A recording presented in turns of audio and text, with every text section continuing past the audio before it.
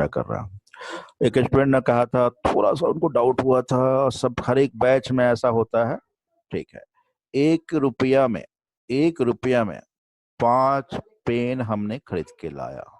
ठीक है, और 1 रुपया में 4 पेन क्या कर रहा है, बेच रहा है। ये हमने क्या खरीद के लाया है, कॉस्ट प्राइस नहीं है, इसका गलत पावी मत लगिएगा। 5 रुपया जो है ये रुपया नहीं हो गया, ये प्राइस नहीं है, ये हमने खरीदा है, नंबर खरीदा है। और 1 रुपया में 4 क्या किया है, नंबर सेल कर रहे हैं, 4 नंबर सेल कर रहे हैं। ठीक, बहुत अच्छी बात है। और अब इस क्वेश्चन में कहता है टोटल प्रॉफिट हुआ है, तो ऐसा करने के बाद टोटल प्रॉफिट हुआ है ₹30। तो टोटल नंबर कितना था, चलिए ठीक है, वही काम कर रहे हैं। 5 × 1 5, 1 × 4 क्या हो गया 4। ये सेलिंग को हमें जूम कर लेते हैं और इसको क्या करते हैं, ये कॉस्ट मान लेते हैं हम लोग। ठीक है, कॉस्ट हो गया माइनस के, तो ये प्लस में है, प्लस इंडिकेट कर रहा है क्या हो रहा है, प्रॉफिट हो रहा है। प्लस इंडिकेट कर रहा है प्रॉफिट हो रहा है, और कितना हो गया 1, प्लस इंडिकेट कर रहा है प्रॉफिट हो रहा है। अब देखो हमने कहा था नंबर निकालना है, तो नंबर को ले आइए। 5 और 4 का एलसीएम क्या हो रहा है, 5 और 4 का एलसीएम कितने हो रहा है 20। ठीक है, बहुत अच्छी बात है। अब हमने तब इसको रुपया मान लिया। अगर 1 रुपया प्रॉफिट होता, 1 रुपया प्रॉफिट होता तो नंबर कितना, पेन कितना रखना पड़ता, पेन कितना पेज खरीदते और बेचते हैं 20। अब इसको समझते हैं, बात तो वही हमने फिर लिख दिया, लेकिन अब समझनी जो आपका डाउट है उसको क्लियर करते हैं। हमने क्या होलसेल होलसेल मार्केट में हमने पूछा भाई पेन कैसे पेन है, तो वो कहा कि 1 रुपया में 5 पेन देंगे आपको। हमने कहा ठीक है भाई 20 पेन दे दो हमको। तो खरीद रहे हैं, अभी हम क्या कर रहे हैं, खरीद रहे हैं। 5 पेन मिल रहा 1 रुपया में, 20 पेन खरीदे हैं, तो 20 पेन खरीदेंगे तो मेरा कॉस्ट प्राइस कितना हो गया 4 रुपया। अब ये मेरा कॉस्ट प्राइस हो गया। 5 पेन दे रहा है वो दुकानदार, 5 पेन हमको दे रहा है 1 रुपया में। हमने कहा 20 पेन दे दो, तो वो हमने 4 रुपया दे दिया दुकानदार को।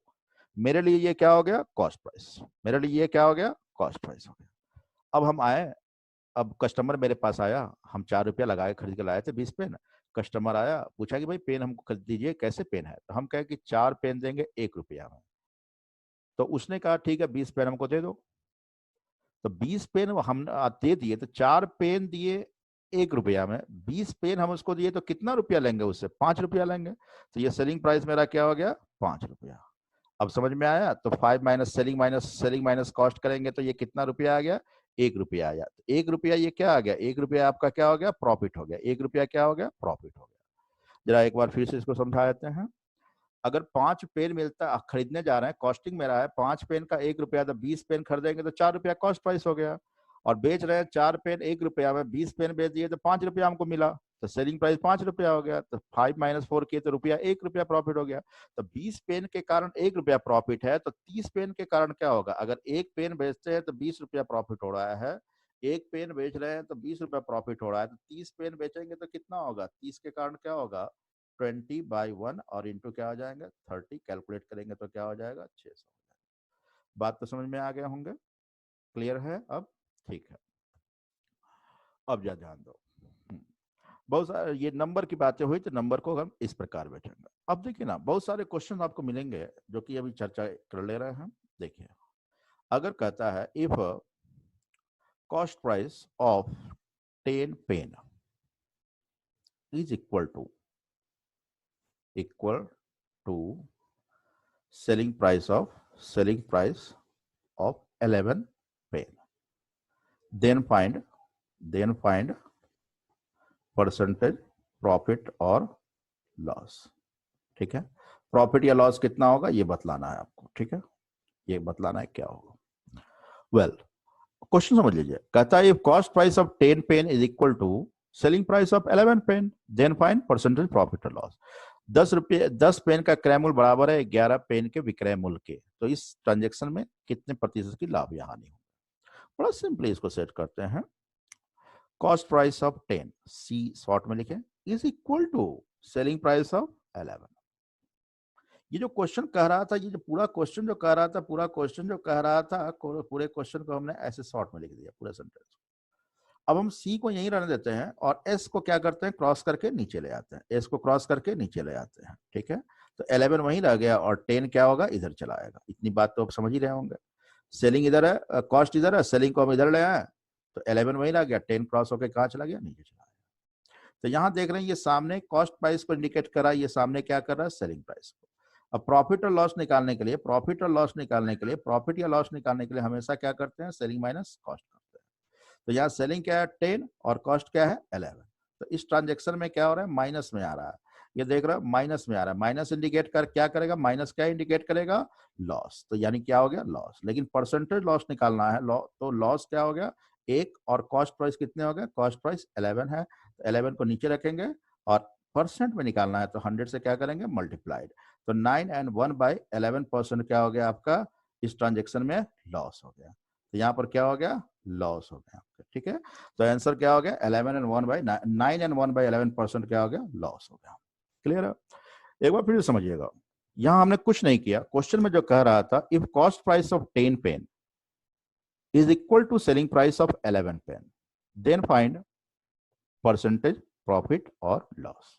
तो हमने क्या किया, क्वेश्चन को cost price of 10 is equal to selling price of 11 कर दिया। अब सी को यहीं रहने दिया, सी को यहीं रहने दिया, हम सी को क्या किए, यहीं पर रहने दिए, और कॉस्ट सेलिंग, ये सेलिंग प्राइस को उठा के इधर ले आया, और 10 11 यहीं रह गया और 10 उसके इधर चला गया। तो सामने वाला क्या है, कॉस्ट प्राइस ये हो गया, और ये सामने वाला क्या हो गया, सेलिंग प्राइस। प्रॉफिट और लॉस निकालने के लिए हमेशा क्या करते हैं, सेलिंग माइनस कॉस्ट करते हैं। तो सेलिंग की जगह यहाँ पर सामने 10 है तो 10 रख दिए, 11 है तो माइनस में आया तो लॉस हो गया, प्लस में आता तो प्रॉफिट हो जाता। तो percentage loss is equal to, loss 1 है डिवाइडेड कॉस्ट और इनटू क्या हो गया 100, 100/11। अब इसी क्वेश्चन को आप अगर जल्दी बनाना, ये तो हमने आपको बताया कि टाइम बचाने के लिए, ये आपको बड़ा अच्छे से, इसमें ज्यादा समय नहीं लगा, लेकिन आप चाहते तो इससे कम समय बना सकते थे। देखिए इसी क्वेश्चन को अभी जस्ट हम जो बतला रहे थे आपको, तो ये था cost of 10 is equal to selling of 11, ऐसा था पूरे सेंटेंस को पढ़ने के बाद। ये सामने वाला क्या हो गया, कॉस्ट प्राइस, और दूसरा क्या हो जाएगा, सेलिंग प्राइस, ऐसे भी सोच सकते हैं। तो ये सेलिंग हो गया 10, तो सेलिंग माइनस कॉस्ट करते हैं तो 10 माइनस लिखने की आवश्यकता नहीं है, 10 माइनस 11 की क्या, -1 आया, डिवाइडेड कॉस्ट इंटू क्या कर देंगे 100। आप दोबारा डिवाइस करोगे समय बचाने के लिए, आप इस प्रकार आप करके फटाफट आप आंसर तक पहुंच सकते हैं। तो 11% क्या हो गया, लॉस। ठीक है, अब जा ध्यान दो, अगर इसी क्वेश्चन को हम ऐसे कहते हैं, सपोज, ठीक है ठीक है, अब आ रहे थे हम क्वेश्चन पे, आ रहे हैं वापस। ठीक है, अगर मान लो एक क्वेश्चन क्रिएट करते हैं, if cost price of 11 article is equal to selling price of 10 articles, then find percentage profit और लॉस। ठीक है, सेम पैटर्न है, लेकिन अब क्या हो गया है देखते हैं यहाँ पर। तो इसको सॉल्व करते हैं, तो cost of 11 is equal to selling of क्या हो गया 10। ज्यादा आप उसी मेथड पे जा सकते हैं, कॉस्ट यहीं, सेलिंग को इधर ले आए तो ये क्या हो गया 10 और ये क्या हो गया 11 इधर चला गया, क्रॉस हो गया, तो ये क्या हो गया सामने कॉस्ट प्राइस, ये क्या हो गया सेलिंग प्राइस। तो परसेंटेज प्रॉफिट और लॉस निकालना है, परसेंटेज प्रॉफिट और लॉस निकालना है, तो प्रॉफिट या लॉस निकालने के लिए हमेशा क्या वही स्ट्रक्चर होगा, selling minus cost, selling minus cost. तो यहाँ पर सेलिंग क्या है 11, कॉस्ट क्या है 10, तो हमने देखा तो यहाँ प्लस में आया, प्लस इंडिकेट क्या कर रहा है, प्रॉफिट हो गया, ये 1 आ गया, डिवाइडेड परसेंटेज। अब तो ये परसेंटेज प्रॉफिट निकालना है, तो परसेंटेज प्रॉफिट निकालना है तो क्या होंगे, तो प्रॉफिट 1 है और कॉस्ट प्राइस कितना है 10 है, तो 1/10 और इंटू 100 कर देंगे तो आंसर क्या आ जाएगा 10%। क्लियर है? तो 10% यहाँ पर क्या हो गया, ये 10% जो हुआ आपका क्या हो गया, प्रॉफिट हो गया, राइट। ठीक है, अब देखिए, तो आज हम लोग अभी तत्काल यहीं पर रख के फिर आपके साथ हम बात करना चाहते हैं। ठीक है, आज हम लोग लाइव क्लास में भी कुछ आज टेस्टिंग कर रहे हैं, अगर उसमें सक्सेसफुल ज्यादा रहेगा तो वहीं करेंगे हम लोग। ठीक है, ओके।